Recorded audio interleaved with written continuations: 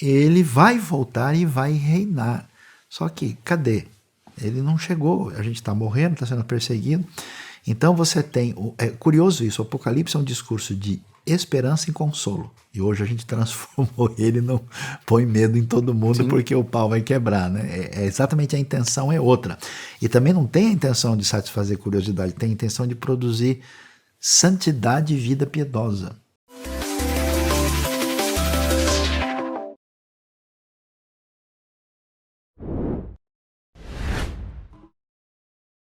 Olá, para você que nos acompanha aqui no YouTube, está no ar mais uma edição do Fórum Teológico. E o nosso objetivo aqui é levar até você conhecimento, reflexão, em alguns casos provocação, para te instigar, para que você aí na sua casa se aprofunde no conhecimento bíblico, no conhecimento teológico e que obviamente isso gere bênção na sua vida, isso edifique a sua vida. Essa é a nossa missão aqui.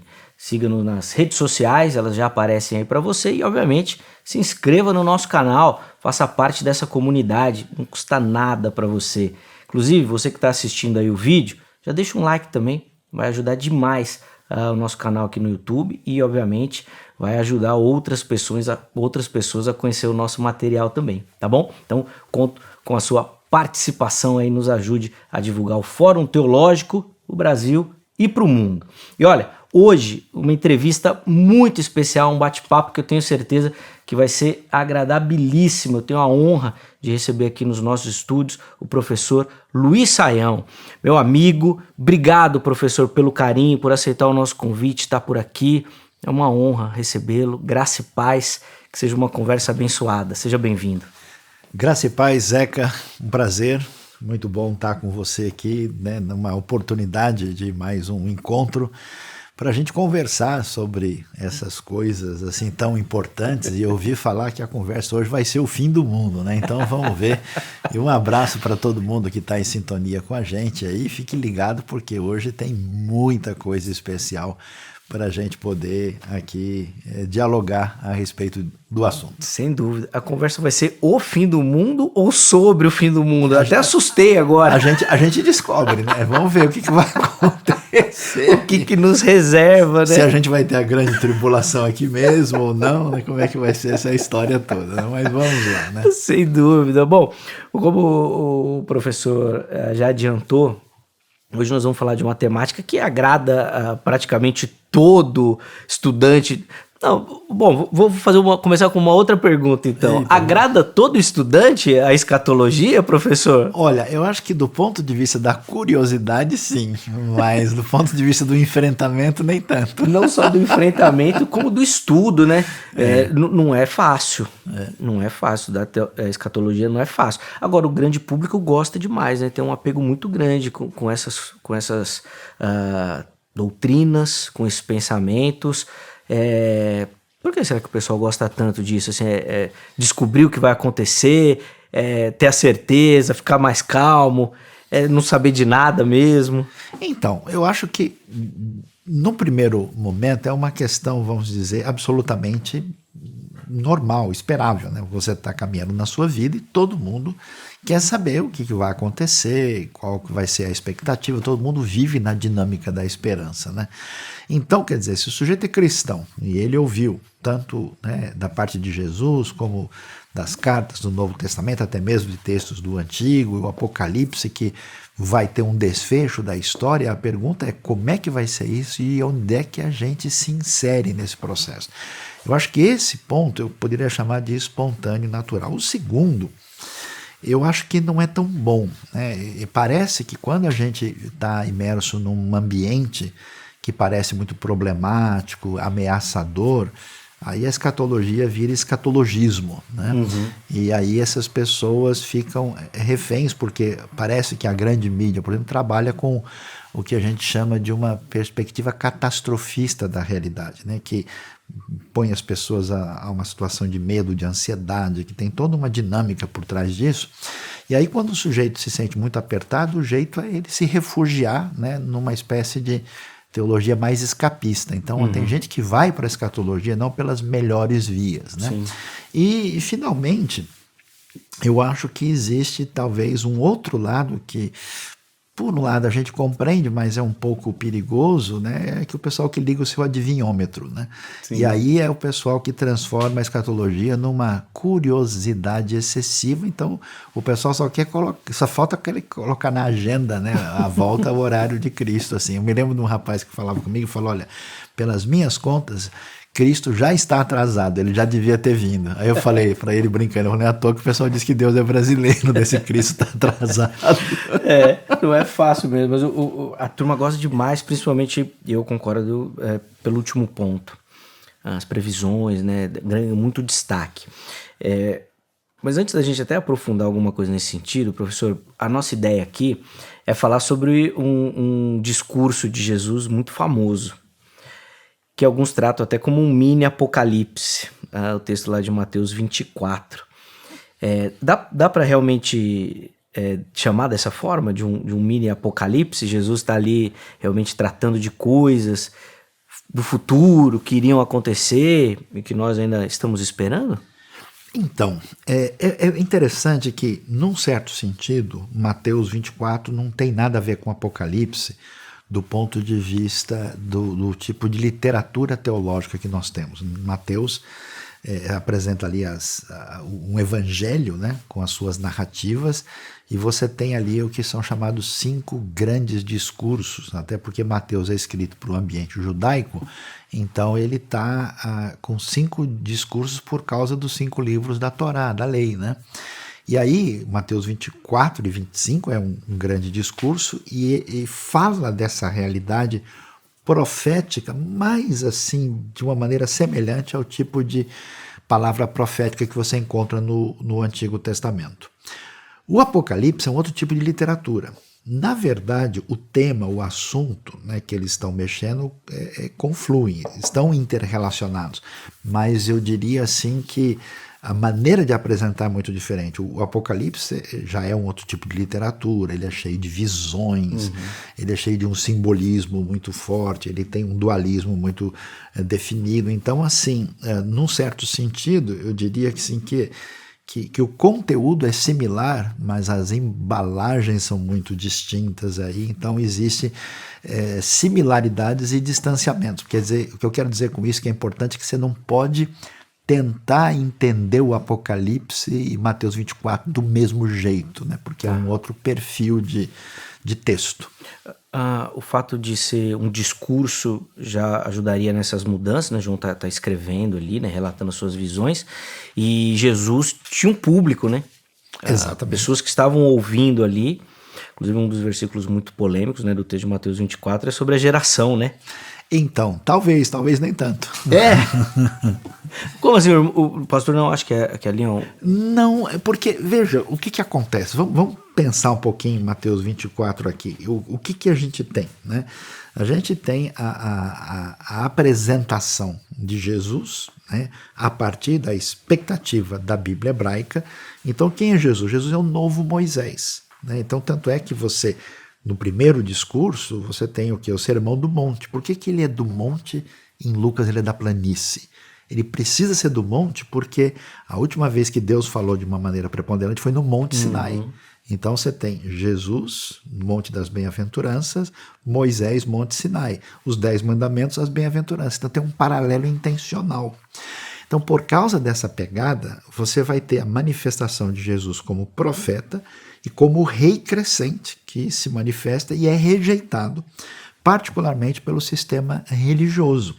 Então, quando a gente chega em Mateus 24, você vai ter assim o anúncio do juízo sobre essa rejeição e, claro, que isso aparece em sintonia com os profetas do Antigo Testamento caindo sobre Jerusalém. Então, a gente vê esse elemento aparecendo lá, e aí ele vai dizer, né, não passará essa geração até que tudo isso aconteça. A primeira interpretação que alguém lê, peraí, então tudo isso aconteceu, né, durante aquela geração, que é um argumento que favorece muita gente que tenta entender tudo em Mateus 24 a partir da realidade do passado, né, que é o que é chamado de posição preterista. Só que tem muita coisa em Mateus 24 que, tipo, esse evangelho do reino será pregado em todas as nações, então virá o fim. Tem uma série de textos ali que a gente, para encaixar no primeiro século, tem uma certa dificuldade. Quando a gente olha para a geração como uma palavra que pode ter o sentido de não passará essa etnia, essa raça, ou seja, a realidade de Israel não acabará até que todas essas coisas aconteçam. Aí a coisa começa a fazer sentido, porque na escatologia mais disseminada a gente pensa o seguinte, ou é a geração do primeiro século, ou é a geração do futuro lá no evento apocalíptico que a gente está aguardando lá na frente. E é possível que Jesus está dizendo, olha, Jerusalém e o povo judeu vai passar por essa situação de juízo forte que está chegando, mas não terá fim enquanto todas as coisas não se cumprirem. Então aí você tem um ângulo bem mais amplo de entender. Sim. Inclusive na própria NVI, né, edição de 2000, você vai ver isso no texto e a alternativa de tradução embaixo que é legítima. Aí a gente pode fazer uma relação com as profecias do Antigo Testamento, relacionadas, por exemplo, ao dia do Senhor? Com certeza, o dia do Senhor é o dia, vamos assim dizer, do acerto de contas, né? Porque você tem uma dinâmica no Antigo Testamento que é muito assim ligada ao problema do mal, né? Porque assim, Deus é bom e Deus é poderoso e o pau está quebrando e não se resolve nada. Então a pergunta é quando é que vai ajeitar essa equação? Aí a proposta dos profetas, né, que a gente vai ver, por exemplo, em Amós, vai ver em Sofonias, né, é que o dia do Senhor está chegando. Então, quer dizer, agora vai passar a régua. Vai ser o dia da visitação, né, o dia de Deus entrar nesse processo para colocar os pingos nos is. Então, nesse sentido, Mateus 24, com seus paralelos de Lucas 21, de Marcos 13, eles têm sim esse tom, né, de que o juízo vai chegar, que pega com o que vem lá no começo, né? Quando Jesus é batizado, né, e é anunciado que o reino chegou, você tem a separação, né, entre o grão e a palha, aquilo que vai persistir e aquilo que é queimado no fogo. Então dá para fazer uma relação direta com a destruição do templo, o dia do Senhor e o juízo com a nação de Israel? Sim. E, aliás, eu acho que aqui a gente começa a entrar num ponto, né, que é vital e que muita gente assim lê e fica perdido, porque olha para os textos assim dentro da nossa perspectiva. A gente vem de uma cultura, né, moderna, que a gente pensa em termos de tempo muito numa linearidade cronológica, né? Então a gente sofre, que eu acho, de síndrome de agenda, né? Então assim, deixa eu abrir a agenda aqui, deixa eu pegar os versículos e colocar na data tal, no ano tal. Só que quando você lê, por exemplo, Joel 2, 28 a 32, quando Joel está falando, né, da praga de gafanhotos que atingiu ali Judá, e aí ele vai profetizar, dizendo, olha, vocês acham que a bênção de Deus é que vocês vão ter trigo, vinho e azeite? Vocês não viram nada, né? Deus vai derramar o seu espírito sobre todo tipo de gente, né, que tradicionalmente se traduz por toda a carne.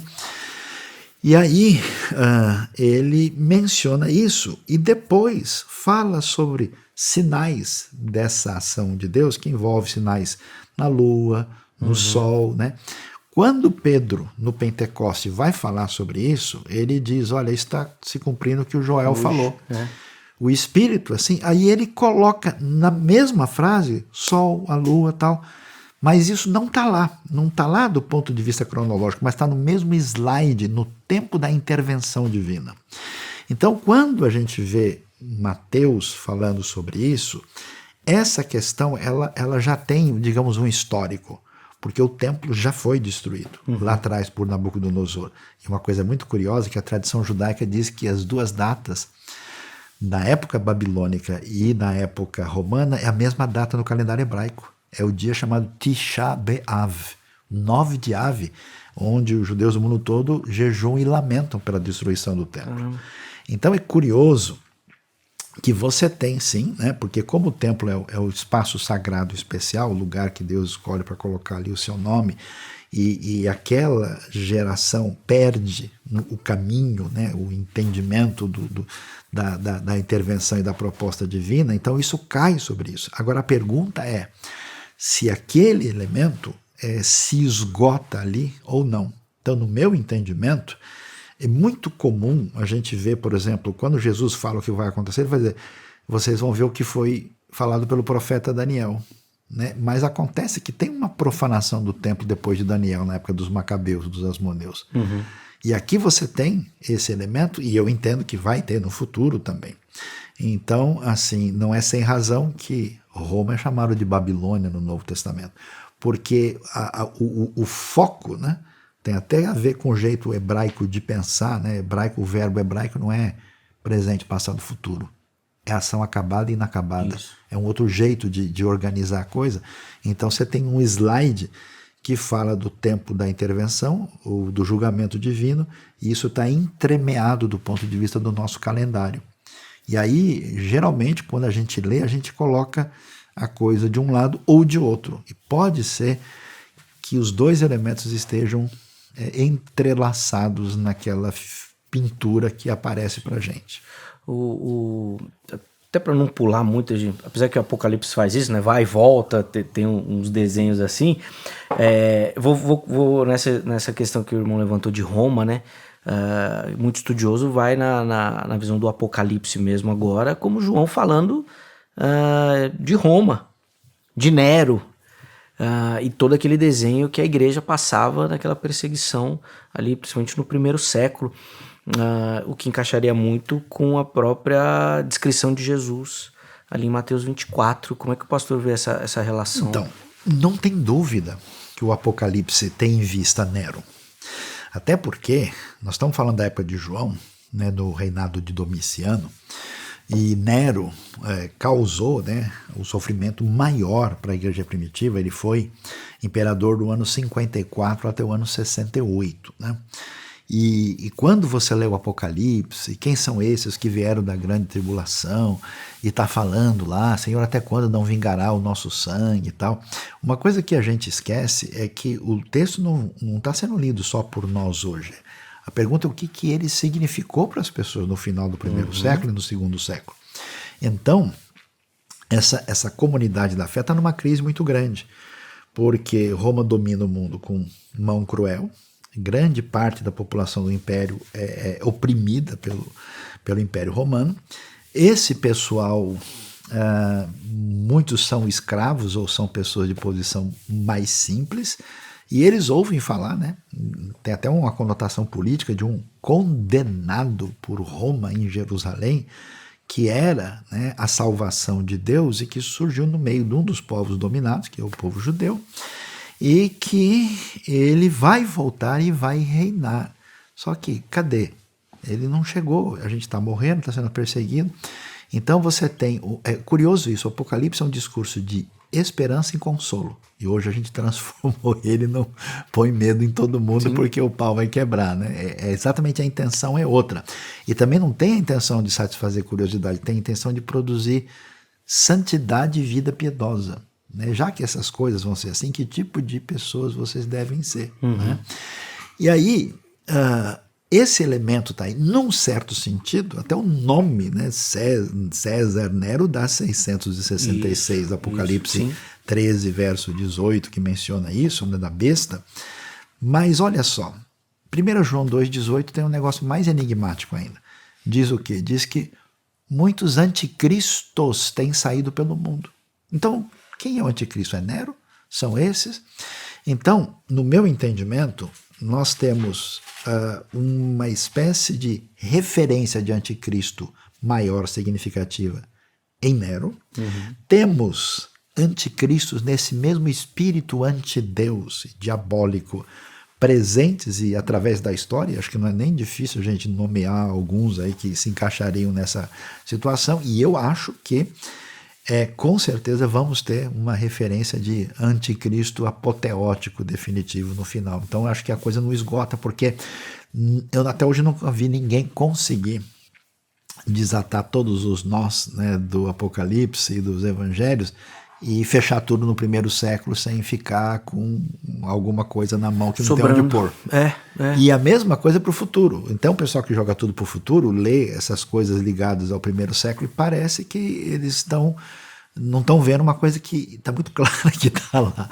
Então, nesse sentido, eu diria que o texto é biflex. Sim. Né? Então, ele trabalha com as duas referências. Uma dificuldade muito grande que as pessoas, o estudioso, né? As pessoas não, o estudioso tem é com relação à datação do próprio Apocalipse. Sim, com certeza. Como é que teoria que o professor abraça nesse sentido? É depois ali dos anos 90 mesmo? Ou alguma coisa que antecede o ano 70? E aí a gente teria, sei lá, algumas possibilidades mais claras assim de João apontar isso, inclusive do 666 para o Nero. Então, assim, a vasta maioria dos estudiosos, especialmente que a gente pode chamar do contexto evangelical, eles vão colocar o Apocalipse nos anos 90. Pouca gente, né, vai fazer isso. É curioso, né, que tem até um autor muito liberal chamado John Robinson, que escreveu um livro, né, Sendo Honesto para com Deus, muito crítico. Curiosamente, ele coloca o Apocalipse antes do ano 70. Ele tem uma visão. E um dos argumentos que é apresentado nessa discussão é o seguinte, que depois do ano 70, a situação fica tão difícil com a destruição do templo, tem todo um processo tão complicado que ele acha impossível que o livro tenha sido composto e tenha tido condições de circular. Né? Mas argumentos linguísticos, argumentos literários e até da história longa de João em Éfeso, tudo isso, parece favorecer, né? Então eu acho que quem às vezes aperta um pouco para ficar nos anos 70 é porque quer trabalhar com preterismo pleno. Mas eu acho que é difícil sustentar. E uma coisa que também está fora do nosso radar é que, assim, quando a gente estuda a coisa do ponto de vista da história com a questão da Bíblia, a gente focaliza muito na destruição do templo nos anos 70. Mas, na verdade, entre os anos 132 e 135, aí é que Jerusalém virou farelo mesmo, porque teve uma segunda rebelião. Essa segunda rebelião, quase 1 milhão de pessoas morreram nessa guerra contra, né, foi a famosa rebelião do Bar Kokhba, né, que se proclamou como Messias, e aí sim chamou a atenção e o imperador Adriano veio para cima, e nessa guerra Jerusalém foi trucidada, aliás, a cidade se destruiu tudo que tinha no Monte do Templo e a cidade mudou de nome, foi chamada de Ilha Capitolina, ele cancelou o nome de Judeia, né? E a ideia dele, a gente tem que acabar com essa herança judaica que prejudica tanto a gente, né? E até chamou o lugar de Filistina, Palestina, por conta dessa relação de distanciamento. Então a gente vê que o negócio, então quer dizer, o Apocalipse poderia ter desdobramentos para o segundo século. Maiores, uma perspectiva histórica ajuda demais na interpretação. E a gente conversava aqui nos bastidores, até comentei com o professor que depois da leitura de alguns livros, falar que advogo, acho que é até forte, assim, mas entendo o preterismo como algo mais plausível. Mas, de fato, a datação do Apocalipse é um daqueles objetos que fica na mão ali e depois você não sabe onde colocar, assim como tantos outros quando a gente estuda teologia. Eu quero falar de um desses objetos que vão ficar na mão aí, professor. Vamos lá. Principalmente olhando para os nossos dias hoje, a situação de Israel. Voltando na sua resposta anterior, se o ano 70 a gente pode encarar ali como um dia de juízo com a nação, como é que nós vamos encaixar Israel então no plano escatológico? Afinal de contas, aqui no Brasil principalmente, o dispensacionalismo é muito forte, a figura de Israel é muito preponderante, mas como é que o professor vê o ensinamento bíblico nesse sentido? Acho que a gente precisa talvez considerar duas coisas. Toda a nossa discussão escatológica e ligada ao Apocalipse, ela está muito, que eu poderia chamar de refém da nossa teologia sistemática, né? Okay. Então se organiza dessa maneira, só que quando você trabalha com a teologia bíblica em si, com a exegese do texto, você tem o que a gente chama de uma tensão, né? Num certo sentido, o reino já chegou, ele está presente, o reino de Deus está entre vocês, no meio de vocês. E por quê? Porque o rei chegou, ele veio. Então, quando foi perguntado, né, lá, até o João Batista mandou perguntar, escuta, como é que é você mesmo, tudo, né? Então, olha, os mortos estão sendo ressuscitados, os leprosos estão sendo limpos, os doentes estão sendo curados, e o reino de Deus está anunciado. Só que esse reino que chegou não veio na sua plenitude. Então, você tem a famosa tensão dialética entre o já e o ainda não, então está nesse processo. Aí, o que acontece? Nesse fato de que o reino chega e com ele já chega um certo juízo, e ao mesmo tempo isso acompanha até o desfecho da história, você tem o lugar aí de Israel. E aí vários ajustes precisam ser feitos nesse entendimento. Em primeiro lugar, Israel não é exatamente um conceito étnico, que as pessoas perdem nisso, porque acho que são coisas tão básicas. Por exemplo, Jacó tem 12 filhos, né? Eles se casam com quem? Não tem mulheres judias. Todas as esposas deles serão esposas que vêm num outro contexto, né? O sogro de Moisés, Jetro, é de Midian. José, que vai ser pai de Manassés e Efraim, a mulher dele é egípcia. Então o conceito, né, desse povo que sai do Egito, inclusive, é chamado de um povo que vem junto com uma mistura de gente. Então quando as pessoas pensam em judeu, Israel, pensam numa raça, em categorias modernas. E na verdade é uma comunidade que conhece o Deus único e se relaciona com ele na base da aliança. Então, no próprio Antigo Testamento tem uma coisa muito interessante. Você tem o elogio do judeu ou do hebreu por causa da aliança e a crítica a ele, porque ele deixa de ouvir o que Deus falou. Você tem a crítica ao gentil por causa da idolatria, da vida por parâmetros distanciados do eterno, e o elogio do gentil, como você tem em Raabe, como você tem em Naamã, como você tem em Ruth, né? Então isso está entrelaçado. Aí o que acontece? Israel como nação, apesar das alianças, vai falhar. E aí eu acho curioso. Algumas pessoas vão pensar o seguinte, que eu acho que é um problema teológico, especialmente para quem diz que acredita na soberania de Deus. Se Israel é plenamente rejeitado porque falhou, aí de nós também seremos, porque certamente iremos falhar. Então, se os dons e a vocação de Deus depende da firmeza do ser humano, meu amigo, não sobra ninguém. Por isso que em Romanos 11, Paulo vai dizer com clareza, porque ele está numa igreja mista, que tem gentios e judeus celebrando o Messias que veio. E a pergunta é, claro, escuta, é verdade então que Deus rejeitou o seu povo? A resposta dele não, de jeito nenhum. Então, ao mesmo tempo que a comunidade da fé ela é uma unidade, num certo sentido, não tem judeu e gentio, assim como não tem homem nem mulher, nem grego, nem bárbaro, nem romano, nada, porque todos nós, Gálatas 3:20, somos um em Cristo. Do ponto de vista de quem faz parte dessa unidade que não é uniforme, é cada um no seu perfil. Então Paulo está conversando com os Gálatas, o que estão dizendo para vocês? Fazendo circuncisão? De jeito nenhum, como assim? Timóteo, você é o que mesmo? Quem é sua mãe, quem é sua avó? Você já circuncidou? Vai lá, rápido, como assim você não fez ainda? Por quê? Porque ele está tratando a especificidade. Então você tem um tratamento de heterogeneidade e homogeneidade. Então nesse sentido, Israel permanece debaixo dessa direção soberana e graciosa de Deus. Não tem sentido. Isso é tão sério, porque pensa nos primeiros gentios do primeiro século. Quer dizer, se Deus fez um trabalho tão grande por tantos séculos com esse povo e agora jogou fora, quem garante a nossa entrada nesse negócio agora? E se a gente pisar na bola, vai dançar também? Então, a coisa faz muito sentido nessa conexão, né? Por isso que eu fico admirado, gente que defende tanto a soberania de Deus, mas com o judeu ela não funciona, ela é vinagre. Então, acho que dá um pane na minha cabeça. E a gente está muito acostumado com esse negócio de tipo, amilenismo ou dispensacionalismo. O mundo teológico é um universo. Imagina, Karl Barth defendia a existência de Israel e dizia que Deus tinha plano. E a última coisa que Karl Barth era um dispensacionalista. Está cheio de teólogos, até da tradição reformada, entre eles Jonathan Edwards, que acreditava num Israel retornando. E então você não precisa ser dispensacionalista scofieldiano para ver uma realidade da ação de Deus para com Israel.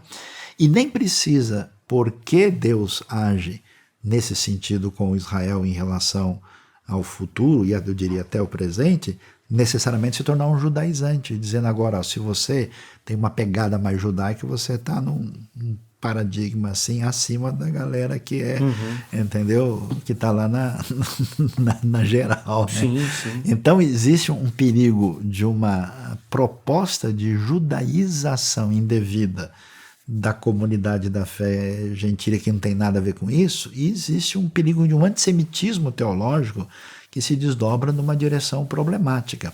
Então eu entendo, sim, não só entendo, como eu até experiencio isso, porque eu conheço isso um pouco mais de perto, que sim, Deus tem um tratamento e um plano que envolve Israel, né, e que Israel vai ser resgatado por Deus nesse desfecho, né, dessa oliveira que tem judeus e gentios juntos, e que isso faz parte desse cenário.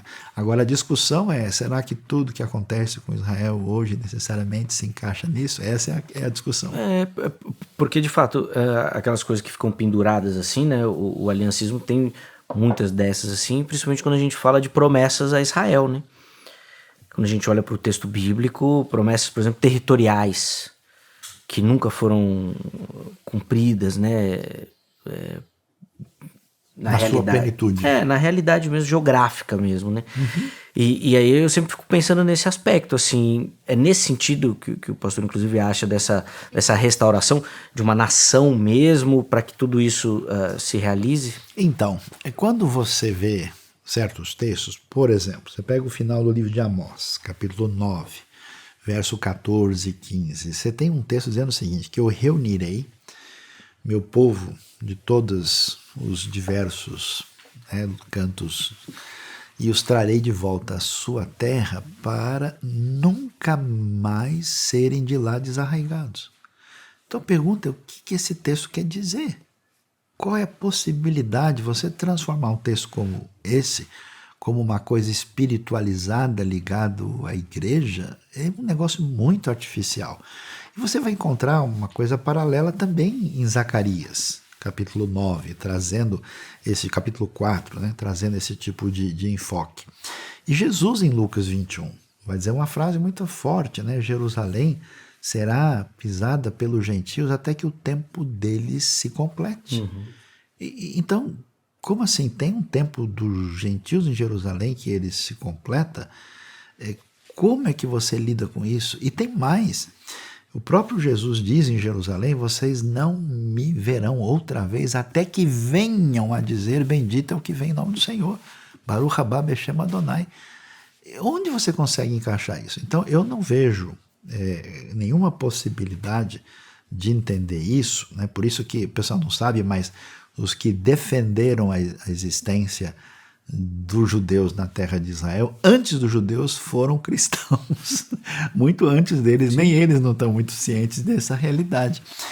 E nesse sentido, eu acho que sim, quando você vê um povo quase 2000 anos depois, mantendo língua, cultura, tradição e fé, passando por toda a perseguição, recentemente com a época do nazismo aí, quase, né, 1/3 dos judeus foram assassinados naquela situação terrível, e esse pessoal volta para a sua terra de origem, eu não vejo como não entender que há um agir divino. E para mim é curioso, o pessoal fala, não cai uma folha da árvore sem que Deus permita, né? Não cai um cabelo na nossa cabeça. Agora, depois de 2000 anos, os judeus estão de volta na terra, isso não tem nada a ver com a ação de Deus. Ok, tem a ver com o que então? Então eu acho que isso faz sentido. Agora, são coisas diferentes. Qual é a extensão exata dessa terra que deve ser considerada ali ou não? Qual é a relação de convivência com os não-judeus nesse cenário? Qual é a opinião que a gente pode ter sobre a posição política de um governo A ou B em Israel? Aí é outro departamento, porque a própria população israelense, que inclusive é diversificada, ela não tem uma posição só. Então, às vezes tem gente assim que acha que se você discordar, né, do que o governo israelense está fazendo, então você está indo contra alguma coisa que tem a ver com a realidade divina. E não é o caso, com certeza não, né? Inclusive Deus foi contra Israel várias vezes na história, especialmente quando Israel fez bobagem, né? Então a gente tem que ter, acho que um equilíbrio, né? Você não pode entender que o fato de alguém estar ligado a Israel ou ser ligado ao contexto judaico, isso significa uma espiritualidade superior diferenciada. Você não pode desprezar esses textos que parecem não ter outra possibilidade de entendimento legítimo e exegético. Então Deus está tratando com o povo judeu, e eu sou testemunha que em toda a história nunca tantos judeus se voltaram para Jesus como nos últimos 30, 40 anos. É um negócio impressionante que está acontecendo. Então eu acho sim que alguma coisa especial está acontecendo e que isso faz parte dessa coisa dupla que está acontecendo no mundo, né? Eu peço desculpas, eu sou a pessoa menos indicada para vir falar sobre o assunto aqui, porque eu sou um otimista incurável, né? E geralmente quem fala do Apocalipse fala, não, a besta vai te pegar ali, o anticristo está na esquina, você vai ser preso, vão te torturar. E o que acontece nos nossos tempos, apesar dos problemas, é que nunca tanta gente de tudo quanto é tribo, povo, língua, raça e nação recebeu o evangelho como nas últimas 5 décadas. Nunca a igreja foi capaz de fazer a grande comissão. E agora você vê essa expansão tão significativa, e é curioso, você tem uma grande colheita das nações e um despertamento de Israel, que eu acho que tem muito a ver com Ezequiel 37, né? Os ossos, porque a profecia fala que é em relação ao povo. Então parece que a coisa está ganhando vida.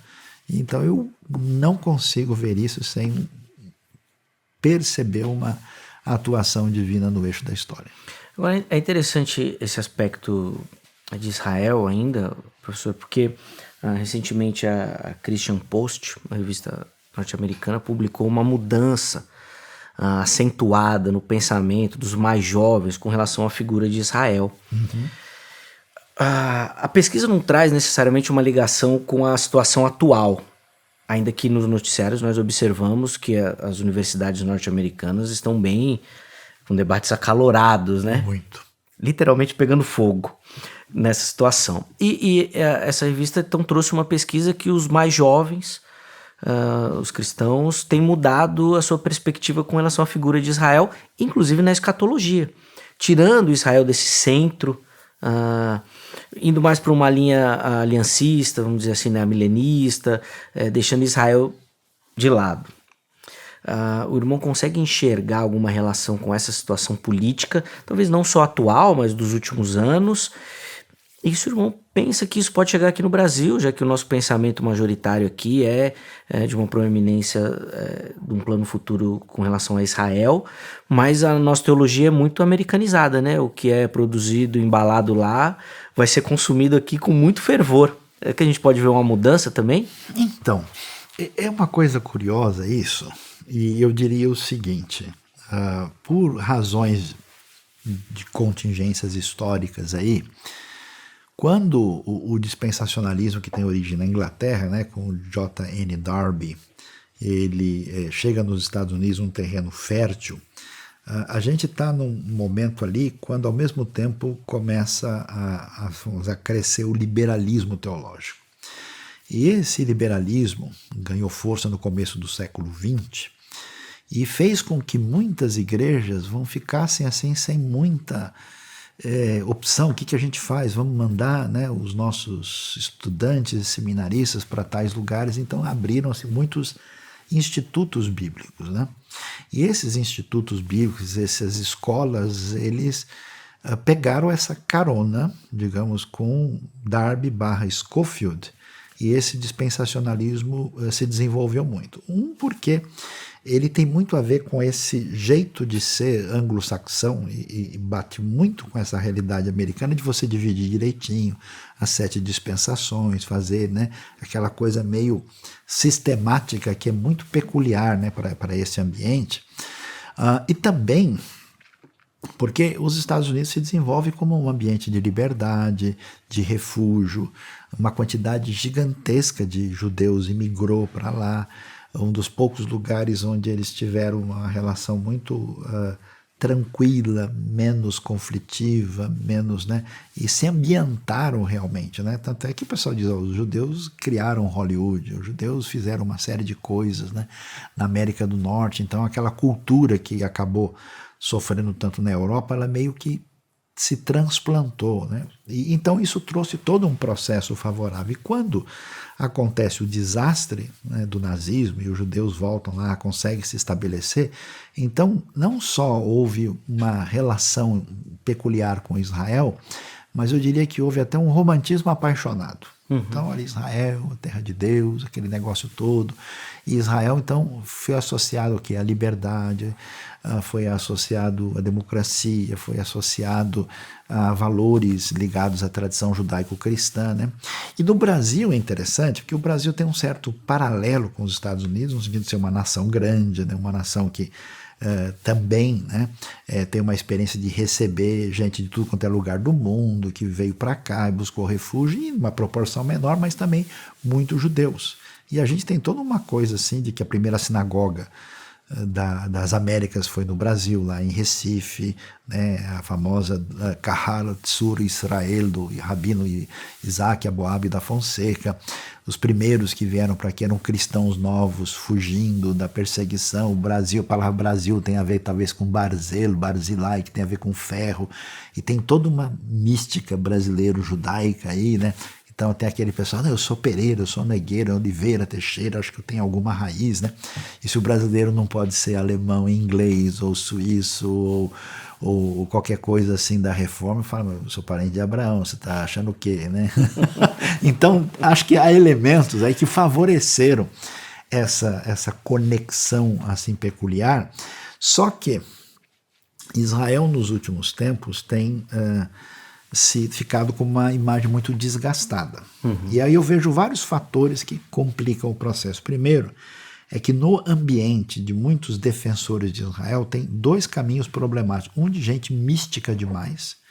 Então é muito comum, por exemplo, você ver movimentos religiosos evangélicos, vamos dizer assim, de perfil excessivamente místico e até desequilibrado na sua postura, ser fanático por Israel. Olha, eu estou trazendo água do Jordão, eu estou trazendo aqui, né, a pedra que Davi derrubou Golias. Tem muito, né, professor? Tal. Então o pessoal vai lá, traz carregamento de coisas, né, tal.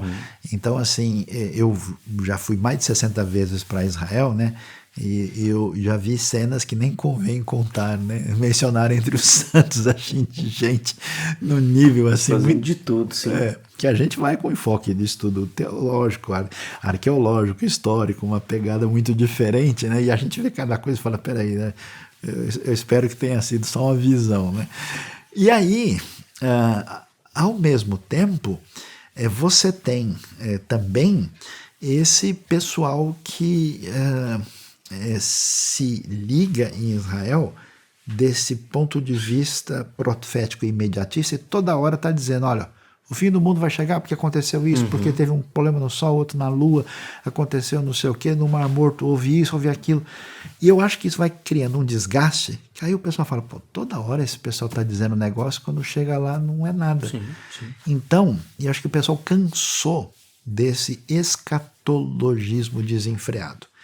E associado ao fato de que Israel hoje, de maneira muito clara, enfrenta uma crise política interna e que uma série de coisas ligadas ao governo trouxe um desgaste internacional. E o que acontece lá hoje eu vejo como um plano muito bem arquitetado pelo Irã, né, que é a base desse terrorismo que tem a ver com Hamas, com Hezbollah, com os Houthis no Iêmen, uma série de situações, e com um trabalho feito também no âmbito internacional e semeando muito em cima do antissemitismo latente, né? E aí então a coisa pegou, e hoje, né, a famosa frase, os judeus eles controlam a mídia, imagina se controlam, tão muito ruim de serviço, porque não é possível que esteja o mundo todo apedrejando Israel e eles estejam no controle disso. Então eu acho que as novas configurações políticas, as polarizações que assim se definiram, a maneira como a coisa tem sido apresentada lá, e é curioso que eu conheço centenas de pessoas que nunca pisaram lá, nunca viram nada, nunca conversaram com ninguém e tem certeza de tudo, né, do que está acontecendo.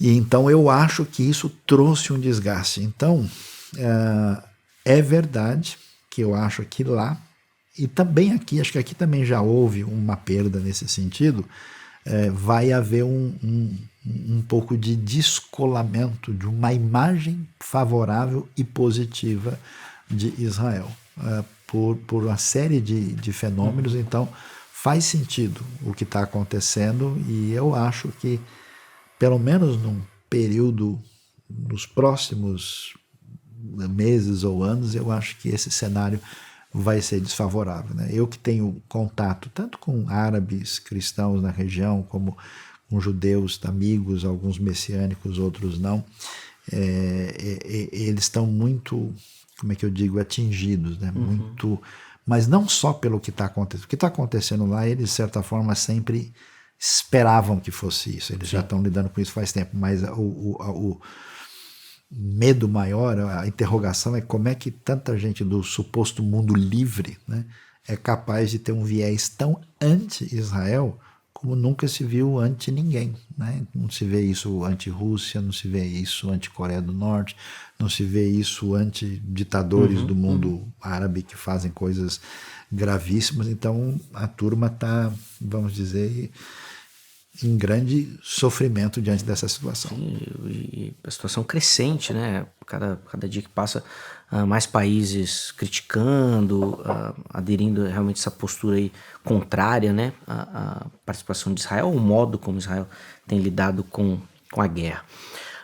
Felizmente, professor, nosso tempo passa muito rápido. E nós vamos caminhando para o final, mas eu não posso deixar de comentar, que senão o pessoal em casa vai pegar no meu pé, que é uma discussão que aqui no Brasil é muito atual, assim, forte, que é do pré e do pós. Fazendo ali uma relação com a grande tribulação e como isso vai funcionar com a igreja. Eu queria aproveitar esses últimos minutos aqui da nossa conversa para falar um pouco sobre isso. É uma discussão válida na teologia, ou a leitura, como o irmão já falou aqui, dos slides que estão ali sobrepostos, na sua visão, clareia isso, e nós estamos aqui debatendo algo que é mais simples. Então, de novo, né, o que a gente tem? A gente tem, basicamente, né, uma escola amilenista, né, que está presente em boa parte da tradição protestante, que é, por definição, preterista, predominante em termos de escatologia, e que entende, vamos dizer, o final dos tempos e a vinda de Cristo de uma maneira, vamos dizer, de um evento único, sem desdobramentos peculiares, e enxerga essa tribulação principalmente no contexto preterista, né? O mundo pré-milenista, que deve ser separado do que a gente chama de um pré-milenismo histórico, né, do tipo do George Led, que é uma coisa que trabalha um pouco mais com uma escatologia, vamos dizer, mais exegética do que, né, do tipo que a gente tem na escatologia, vamos dizer, sistemática.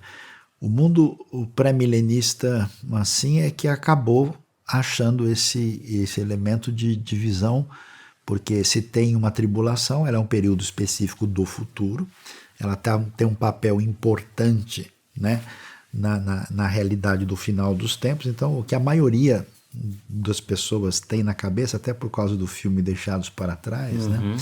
E por causa também do fato de que a tradição pentecostal, ela acabou crescendo junto com essa pegada dispensacionalista. Então todo mundo acaba pensando, a igreja está indo aqui, aí chega o arrebatamento, né? A igreja sai, temos o período da tribulação, que equivaleria à última semana de Daniel, no capítulo 9, verso 24 a 27.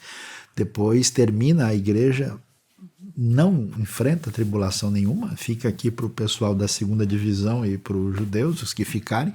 Aí ela desce no final com Cristo, né, nos ares, para aí ser vitoriosa e implantar o reino milenar na Terra antes da eternidade final. Aí alguns botam o Armagedon antes, outros depois, tal. Então, qual que é a questão?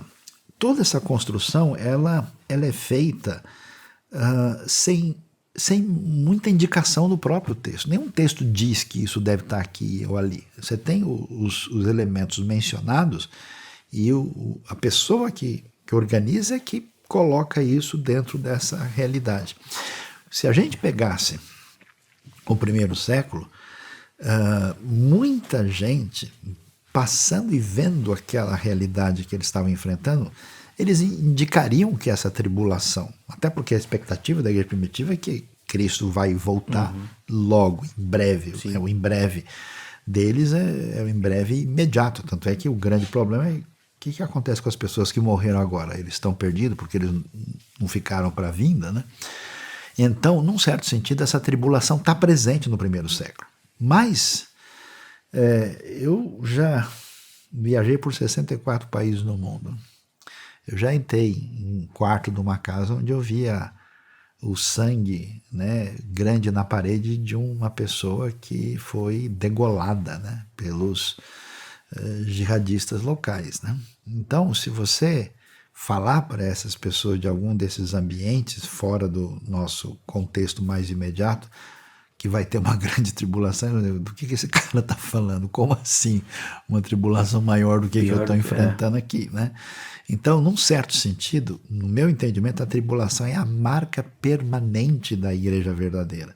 Aqueles que quiserem viver, né, consagradamente ou piedosamente em Cristo Jesus, sempre padecerão perseguição. Agora, entendo da mesma maneira que eu vejo a questão do anticristo, né, no passado, na história e no futuro, eu acho que a tribulação é uma coisa do mesmo perfil. Ela vai estar acompanhando, e acho sim que no desfecho apoteótico da história vai haver um repúdio profundo, né, o Evangelho e a pessoa de Cristo que vai se desdobrar nisso. Agora, se você perguntar para mim o que você de fato não é pré-tribulacionista.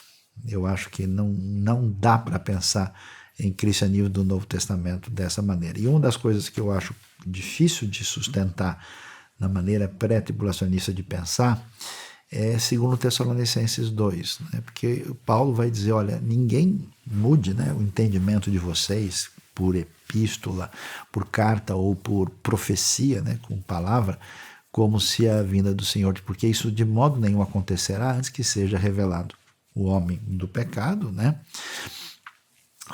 E vem a apostasia.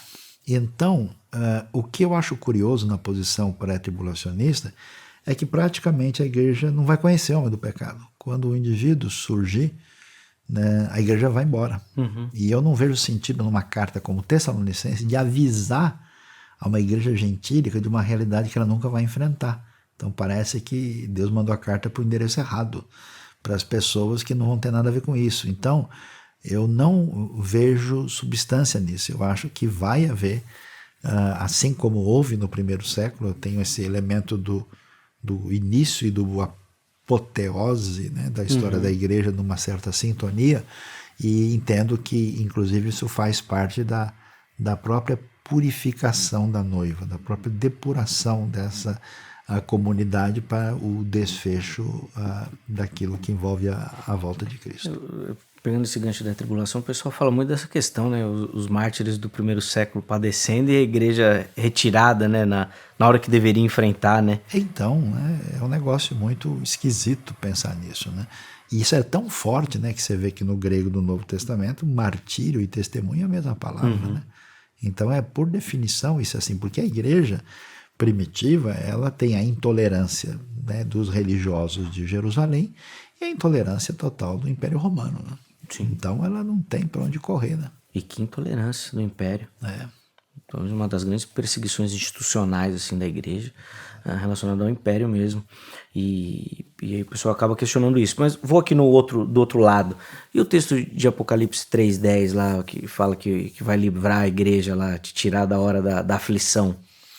Então, a discussão que a gente tem ali são dois elementos, né? Porque Apocalipse, a gente pode fazer a seguinte divisão aqui, né? Você tem Apocalipse de 1 a 3, de 4 e 5, depois de 6 a 19, 20 a 22, né? Esse texto que aparece na carta de Laodiceia, né, que é a última. Então, o problema da leitura desse texto é que, de novo, sem autorização de ninguém, botaram essas cartas numa sequência cronológica histórica, né? O que é muito curioso, porque o pessoal divide como se só existisse no mundo a igreja ocidental, né? A igreja da Europa e dos Estados Unidos, então eles tentam encaixar a reforma na igreja mais bonitinha, e aí a igreja no final dos tempos, Laodiceia, é a pior possível, e aí fazem uma interpretação indevida, porque essas igrejas são diversos tipos de igreja da Ásia Menor, que mostram os diferentes tipos de comunidade, que tipo de advertência e que tipo de aprovação elas deveriam receber. Elas não são um eixo histórico. Então, colocar isso, que a Laodiceia é a igreja do final dos tempos, e está dizendo, vou guardar você, né, da hora da aflição, e que, portanto, isso significa a grande tribulação que vai acontecer, é um negócio muito difícil de você realmente comprovar e sustentar. A outra coisa é que você tem o juízo divino que cai sobre a terra, particularmente quando você tem a abertura lá dos selos, né? Tem as taças que vão cair, e isso está, claro, de 6 a 19. O que o pessoal faz é que essas marcas do juízo divino são associadas com a grande tribulação. E a pergunta é, será que é isso mesmo? Quer dizer, uma intolerância e sofrimento dos cristãos significa o derramamento da ira de Deus sobre a terra no mesmo... Você está falando da mesma coisa? Isso também quer dizer... onde a gente está pisando com esse argumento é muito movediço, é muito frágil, você não tem como comprovar isso. E tem mais um outro detalhe. A pergunta é guardar da hora da tribulação no sentido de retirar ou guardar você em meio à tribulação. Então, eu diria que, na verdade, eu acho isso muito um escapismo muito significativo, onde o pessoal diz, olha, se tiver tribulação eu estou fora, né? Então eu acho que dificilmente, eu pergunto se você é pré ou pós, eu sou pró-tribulacionista, eu acho que a igreja não vai caminhar se ela não entender a importância de Colossenses 1:21, que diz que falta cumprir em nós o restante das aflições de Cristo Jesus, que somos o seu corpo, e isso faz parte dessa caminhada que tem a ver com o propósito de dependência de Deus. Então, eu não vejo cristianismo autêntico sem a realidade da tribulação, que é, né, imagina, se o nosso Senhor passou pelo que passou, o que seria a nossa vida? É o que vai ser? Privilégio sombra esse, e água fresca? Que tipo de ideia a gente está desenvolvendo? Então, acho que precisa de uns ajustes aí para entender melhor o cenário.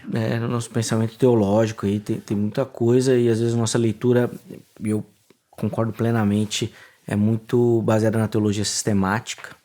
E aí o que a gente quer normalmente é explicar as nossas ideias, né? E não ler o texto, né? Não ler o texto. Mas, professor, para a gente encerrar, então, e foi uma ideia que o irmão logo no início já abordou, sobre a questão do apocalipse, e trazendo algumas indicações, assim, até de um certo medo, receio, ou de uma proximidade para que isso ajude em alguma previsão futurística. Eu queria que o irmão encerrasse deixando uma mensagem para quem nos assiste, uma aplicação, de fato, dessas questões da escatologia. Como é que isso precisa mudar?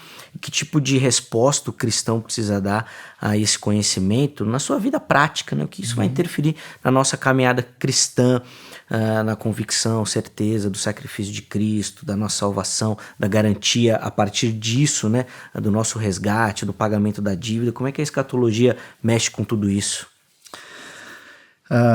Eu acho que uma palavra muito significativa, né, que a Bíblia traz para a gente, ela tem 2 leques aqui, é a gente entender a importância da espera e entender como a realidade se movimenta a partir da esperança. Eu acho que a gente nunca saiu do mesmo lugar dos discípulos. Quando Jesus está ali com eles, eles chegam, Senhor, e aí, quando é que o Senhor vai restaurar o reino a Israel? Os discípulos são judeus. Os discípulos sabem que os romanos estão deitando e rolando e são donos da situação. Então, Senhor, quando é que o Senhor senta no trono lá? E a gente já estavam querendo há muito tempo sentar à direita, à esquerda, para a gente botar a foto no Instagram lá e aparecer no holofote, né? Quando é que a gente né, arrebenta a boca do balão aí e a gente domina o cenário.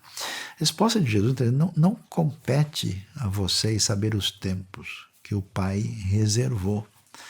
Então, num certo sentido, aquilo que envolve a nossa curiosidade detalhada, Deus não responde. E Deus não responde porque o que a gente tem é a síndrome do controle. Eu quero ter uma realidade de Deus que eu preciso saber como é que ele funciona para eu poder controlá-lo. Inclusive, Mateus fala, ó, se você achar que o Senhor está demorando e você começar a aprontar e espancar o seu conservo, como é que ele vem? Sempre numa hora inesperada. Então, essa realidade da espera, ela é fundamental. Deus tira o povo do Egito, ele podia no dia seguinte botar na terra prometida. Mas ele não faz isso. O chamado é para o deserto. O chamado é para uma relação de dependência. O chamado é para a desconstrução da nossa relação de autossuficiência, de dependência de nós mesmos. Então é um processo de santa humilhação para nos levar àquilo que importa, que é crescer a semelhança de Cristo, que esse é o objetivo. O que é ser discípulo de Jesus? É ser mais parecido com ele. Então, a escatologia, que a gente transformou numa satisfação de curiosidade, ela tem o objetivo de trabalhar a esperança, quer dizer, por mais que surja o Nero, o Império Romano, o templo destruído, tudo acabado, eu não deixo de esperar e de crer. Né? E eu tenho essa expectativa. Então, hoje, você vive nesse mundo com tantos desencontros e loucuras, e tem pessoas que, inclusive, ficam toxicamente contaminadas quando estão ouvindo tudo que é de um discurso catastrofista e negativo. Então, eu acho que alguns ficam, inclusive, dependentes disso. Parece que eles gostam, querem ouvir coisa apavorante para alimentar algum tipo de coisa estranha no pensamento. Então, a gente tem um enfrentamento disso pela esperança e pelo desenvolvimento daquilo que tem a ver com a fé, né, comprovada, que produz perseverança e tal. E o caminho é aprender a esperar, porque esperar é aprender a depender de Deus. Então, em vez da gente, a gente tem que olhar os sinais, entender, estudar com profundidade a nossa responsabilidade, mas o objetivo maior é o que Pedro diz, onde ele fala que os elementos em chama se desfarão e que a terra com as suas obras será desnudada.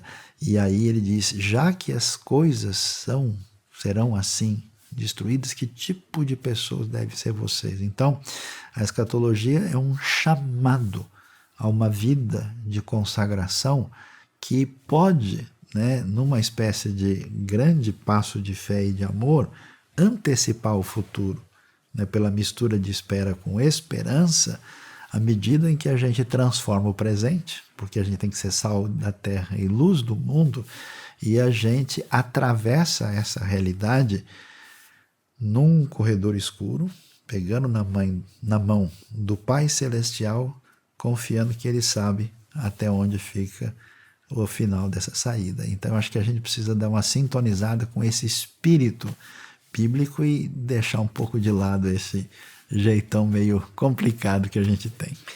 Que é o que parece que atrai a curiosidade, inclusive ganha muito espaço hoje nas redes sociais, né, que deu voz assim a uma escatologia mais catastrófica, né? Vende mais, né?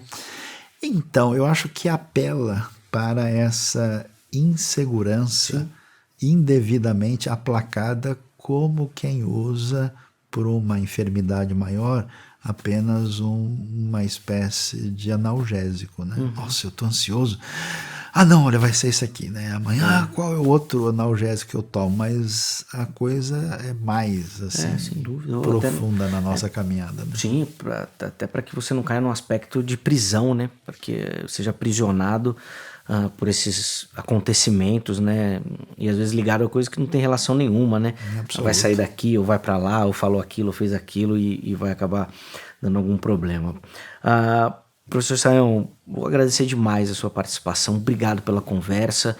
Bom, eu amo demais, sou fã Muito obrigado. Amém. Quando o irmão pincelou ali a questão do problema do mal, seu livro sobre, as suas falas sobre, é uma temática que você que gosta, ou se não gosta, vem descobrir o trabalho do Sayão sobre, que você vai se apaixonar. É incrível, incrível a leitura e a forma como o irmão coloca, trazendo sempre essa dinâmica de uma aplicação pessoal e para a gente transformar a nossa vida cristã. De novo, obrigado, meu irmão. Deus continue abençoando sua vida. Eu que agradeço. Um grande prazer estar aqui. Deus abençoe muito Amém. A sua vida, Zeca, também vocês que estão em sintonia com a gente e o Fórum Teológico por essa oportunidade especial da gente conversar sobre coisas tão importantes. E a gente faz o máximo para abordar a maior quantidade de assuntos no tempo que a gente tem, né? Na faculdade, quantos semestres vai estudar escatologia, professor? Olha, para mais ou menos, pelo menos uns 2 aí, dá para ter um início razoável, né? Nós temos um curso rápido e um pouquinho mais de 1 hora aí para você. Mas óbvio que a ideia não é esgotar todo o assunto, mas é trazer até você uma reflexão e que a partir dela você obviamente se aprofunde. Você busca esse conhecimento e tenha esse objetivo, né, de crescer na fé e que esse conhecimento traga realmente a edificação para a sua vida. Não sendo só intelectual, né, mas transformando olhos, coração, atitude, né, que seja edificante mesmo. De novo, obrigado, professor, pelo carinho. Obrigado a você que nos assistiu. De novo, vou reforçar aqui a importância da sua participação no nosso canal. Se inscreva no canal. Curta esse conteúdo e, se possível, compartilhe também, indicando aos seus amigos, tá bom? Um forte abraço e até a próxima!